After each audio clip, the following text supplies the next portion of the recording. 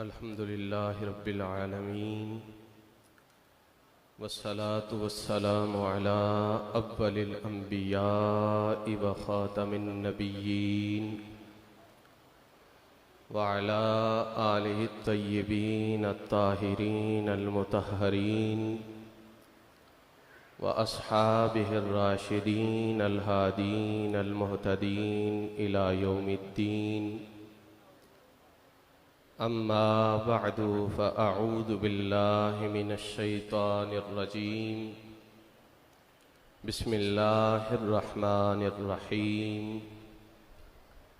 क़ुल ला अस्अलुकुम अलैहि अजरन इल्लल मवद्दत फ़िल क़ुर्बा। सदक़ल्लाहु मौलानल अज़ीम। इन्नल्लाह व मलाइकतहु युसल्लूना अलन नबी या अय्युहल्लज़ीना आमनू सल्लू अलैहि व सल्लिमू तस्लीमा। अल्लाहुम्मा सल्लि अला मुहम्मदिन व अला आलि मुहम्मदिन व बारिक व सल्लिम।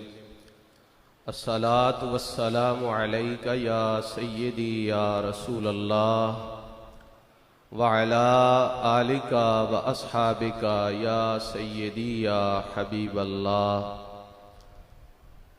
अस्सलातु वस्सलामु अलैका या क़ाइदल गुर्रिल मुहज्जलीन व अला आलिका व अस्हाबिका या सय्यदल अव्वलीन वल आखिरीन। अस्सलातु वस्सलामु अलैका या जद्दल हसन वल हुसैन व अला आलिका व अस्हाबिका या वसीलतना फिद्दारैन। इंतहाई एहतराम एहतशाम तकरीम के लायक खानवादाए हुजूर गौसुल आज़म गुलिस्ताने हुजूर क़िबला आलम मशाइख़े आस्ताना आलिया मुक़द्दसा गोरला शरीफ, पीराने उज़्ज़ाम, सादाते ज़ी एहतिशाम, उलमाए किराम और सरमाया दाराने निस्बते मुक़द्दसा महरिया, आज रूए सुखन कुर्रतो उयूनिल आशिकीन सुरूरो कुलूबिल आरिफीन राहतो अरवाहिल मुरीदीन इमामो हुदातिस सालिकीन सय्यदुना व मुर्शिदुना अश-शेख सय्यद शाह अब्दुल हक गीलानी कुद्दिस सिर्रुहुल अजीज की ज़ाते गिरामी की जानिब रुख गुना है। सबसे पहली बात मैं ये अर्ज करूंगा, बमूजबे आयते मुवद्दत हुजूर लालाजी गरीब नवाज की मोहब्बत अल्लाह ने हम पे वाजिब फरमाई है। अल्लाह करीम इरशाद फरमाता है, कुल ला अस्अलुकुम अलैहि अजरन इल्लल मवद्दत फिल क़ुर्बा। महबूबे मुकर्रम अपने गुलामों से, अपने उम्मतियों से, अपने चाहने वालों से, अपनी ज़ाते अक़दस के साथ निस्बत और ताल्लुक कायम करने वालों से फरमाइए, मैं दीने मतीन की तबलीग पर तुमसे कोई अजर तलब नहीं करता। अगर तुम मेरी आंखों को ठंडक पहुंचाना चाहते हो तो मेरे अहले क़राबत की मवद्दत को अपने ऊपर लाजिम समझो। हमारे हुजूर क़िबला आलम गरीब नवाज रज़ी अल्लाह ताला अन्हु ने इस आयत मुक़द्दसा को नक़ल करने के बाद ये सवाल जिक्र फरमाया कि बाज जहनों में ये सवाल आ सकता है कि ये आयत मुकद्दसा मक्किया है और हसनैन करीमैन तय्यबैन ताहिरैन की विलादत वो मदनी दौर के अंदर है, तो फिर आले अबाब भी तमाम अफराद ही वो इस आयत का मिस्दाक कैसे होंगे? ये सवाल हुजूर किबला आलम ने तस्फिया शरीफ के अंदर कायम फरमाया। फिर इसका जवाब इरशाद फरमाते हुए आप रकम तराज हैं, फरमाया असल बात यह नहीं है कि नुज़ूल के वक्त वरूद के जमाना में जो अफराद जो अशखास मौजूद हों फकत वो मिस्दाक है, बल्कि फरमाया जो उस माना-ए कराबत का हामिल है, चाहे उसका तवल्लुद उस जमाने में नहीं है, फरमाया वो उस आयत का मिस्दाक बअबलगिल वजूह और बेतरीकिल औला होगा। फरमाया सो हसनैन करीमैन तय्यबैन ताहिरैन मक्की दौर के अंदर तवल्लुद न हुआ, मगर आप उन लोगों की निस्बत जो मक्की दौर में हुजूर के आहले कराबत से मौजूद थे, आपके अबवैन शरीफैन के अलावा इस आयत का मिस्दाक बाअबलगिल वजूह भी है, बतरीके औला भी है। अब अगला सवाल मेरे जहन में आया, आयतें अल्लाह नाजिल फरमाता है, कुरान अल्लाह ने उतारा है, यूं भी तो हो सकता था कि हसनैन करीमैन की विलादत के बाद यह आयत नाजिल होती, ना ये सवाल होता ना ये जवाब होता। इरादा खुदाबंदी है और उसको बयान करने का करीमैन आयत मुवद्दत में कैसे दाखिल है। और अगर गौर करो तो किबला आलम ने इस वजाहत के जरिए से, किबला आलम ने इस तशरीह के जरिए से हसनैन करीमैन की क़यामत तक आने वाली औलाद की मुवद्दत का वजूब इस आयत की रोशनी में साबित फरमाया है। अभी तो बात हुजूर लाला जी गरीब नवाज तक आई है और उनकी मुवद्दत और उस मुवद्दत का कुलूब में जागुज़ी होना और उसका इजहार दुनिया ने अपनी आंखों से देखा। लेकिन याद रखो, जिस तरह मुनफिकीन किसी दौर में इन्फाक करें तो कुरान उनकी अजमत की गवाही देता है, मुकीमीन सलात किसी दौर में नमाज पढ़े कुरान उनकी शान बताता है। लोग किसी जमाना में इल्म सीखे, आयतें भी उनकी शान बताती हैं, हदीसें भी उनकी शान बताती हैं। अल्लाह की इज्जत की कसम, सुबह क़यामत तक जो बच्चा हसनैन करीमैन की औलाद में पैदा होगा, आयत मुवद्दत तमाम उम्मत पे उसकी मोहब्बत के वजूब का ऐलान फरमा रही है। और मैं ये बात बांगे दोहल अर्ज करता हूं अपने हुजूर किबला आलम के फैजान से, कुछ ओहदे ऐसे हैं, कुछ खसाइस ऐसे हैं जो अल्लाह ने कुल जहान में हुजूर की औलाद के लिए रखे हैं। हमारे हुजूर किबला आलम रज़ी अल्लाह ताला अन्हु ने मिर्जा कादियानी के झूठा महदी होने पर यह दलील कायम फरमाई कि महदी औलादे रसूल से होंगे और तू औलादे रसूल से नहीं है। अब अगला जो सवाल जहन में आता है वो ये है कि हुजूर आपने ये जो दलील दी है, खुदा न खास्ता अगर कोई सादात में से क़यामत तक के लिए ये दावा करे कि मैं महदी हूं और वो हकीकत में महदी न हो, तो फिर हम इस दलील का क्या जवाब देंगे? तो किबला आलम की बारगाह से आवाज आती है, बात को समझो।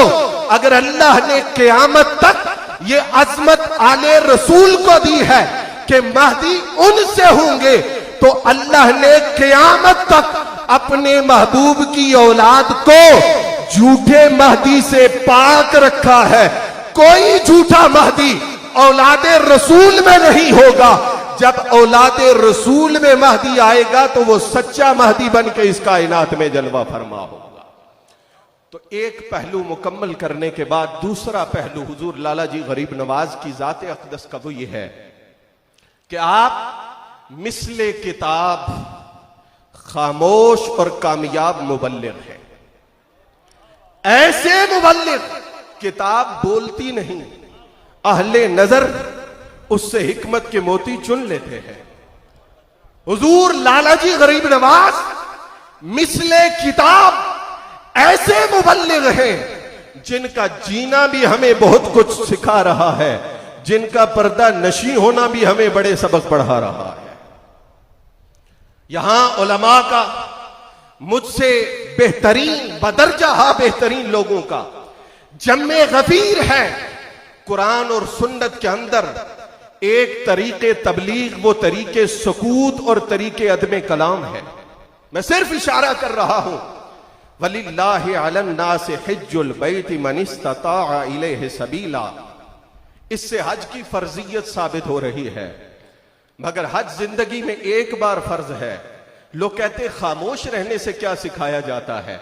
मेरा सवाल यह है, इस आयत ने बताया कि हज फर्ज है, ये किसने बताया कि सिर्फ एक बार फर्ज है?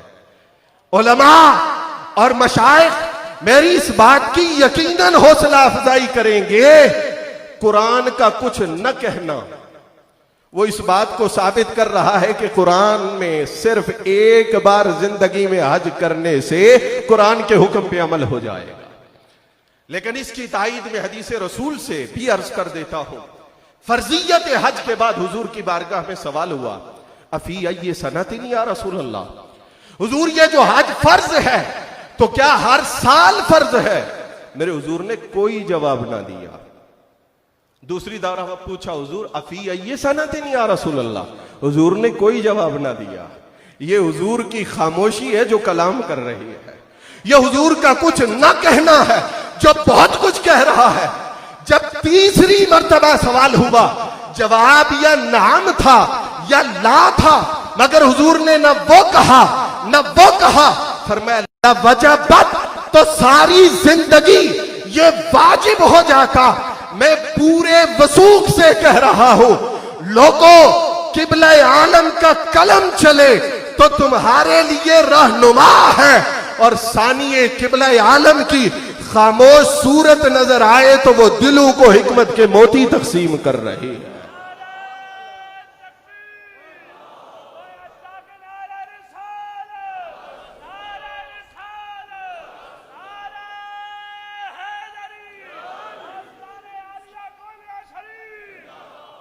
हजरत शेख मुहक्किक शाह अब्दुल हक मुहद्दिस देहलवी रहमतुल्लाह तआला अलैह ने मदारिज के अंदर मबाहिस सीरत मुकम्मल करने के बाद जो तकमीला लिखा जिल्द सानी में, उसमें इरशाद फरमाते हैं कि हुजूर के मामूलात हम तक पहुंचने का एक तरीक सिका रावी है, एक तरीक रिवायत है, एक तरीक नकल है, और फरमाया दूसरा तरीक मुकाशिफीन असरार है। यह हदीस कशफी की बात नहीं कर रहा, वो अलग चैप्टर है। यहां जो पहलू जिक्र किया जा रहा है, हुजूर लाला जी गरीब नवाज की हयात को सामने रखते हुए मैं अर्ज करता हूं, फरमाया वो मुकाशिफीन असरार है, वो मराकिज इरफान है, वो ज़वाते मुकद्दसा है जो कुछ कहते नहीं मगर उनका अमल बता रहा होता है। इनका एक एक कदम उठता है तो हमें तालीमात नबुव्वत की खुशबू उससे आती हुई महसूस होती है। मैं इख्तिताम की तरफ जाते हुए अर्ज करूंगा कि हुजूर गरीब नवाज का दुनिया से तशरीफ लेकर जाना और पर्दा नशी होना हमें यह सबक ताजा करवाता है कि अगर ये दुनिया रहने की चीज होती तो अल्लाह ताला अपने महबूबों को यहां से कहीं और मुंतकिल न करता। उनका इंतकाल जो बहकीकत विसाल है हमें यह पैगाम देता है कि रहने की जगह वही है जहां ये महबूबाने खुदा पर्दा नशी हो जाते हैं। और जो सबक मैं इंतहाई लजाजत और इंतहाई कमजोरी के साथ ये बात अर्ज कर रहा हूं मेरी जात के साथ मुताल्लिका है, वो ये है, मैंने अर्ज किया कि हुजूर लाला जी गरीब नवाज की जाते अक़दस से बहुत सारे मसाइल समझ आते थे, बिला तकल्लुम बहुत कुछ लोग पढ़ते थे। और आपका विसाले अक़दस, मैं अपनी जात के हवाले से अर्ज करता हूं कि हज के तमाम तर ज़ाहिरी इंतजामात मुकम्मल थे, फकीर का इरादा था हाजिर होने का। अब एक अरसे से हम ये बयान करते आ रहे हैं, सुनाते आ रहे हैं, मुर्शिद दा दीदार है बाहू मैनू लख करोड़ा हजा, और हम इस पे दलील देते हैं कि गुनाहगार मां को देखो, हदीस कहती है हज्जे मकबूल का सवाब मिलेगा। गौसे आजम के शहजादे को देखोगे, रब के यहां सवाब का जो मेयार है उसे कौन जान सकेगा। ये बयान तो अरसे से करते चले आ रहे हैं, मगर जब इस फकीर के तमाम इंतजामात मुकम्मल हुए, उस रात हुजूर गरीब नवाज की जियारत हुई, हुजूर लाला जी गरीब नवाज की, मैं 100% मुतमईन हुआ। जो मेरे दोस्त और हमारे क्लोज पीर भाई हैं, वो इसे अलामत समझते हैं कि हुजूर अगर मेहरबानी फरमा दे तो समझो कि उस काम में कोई रुकावट नहीं आएगी। मगर मामला समझ से बाला था कि ये मामला क्या है, इसकी हकीकत कब खुलेगी। और वक्त आया कि मैदान अरफात हाजियों से सजा है, और गोलड़ा शरीफ की सरजमीन में रसूल करीम के इस लख्ते जिगर के विसाले बा कमाल के मौका पर अहले मोहब्बत हाजिर होते हैं।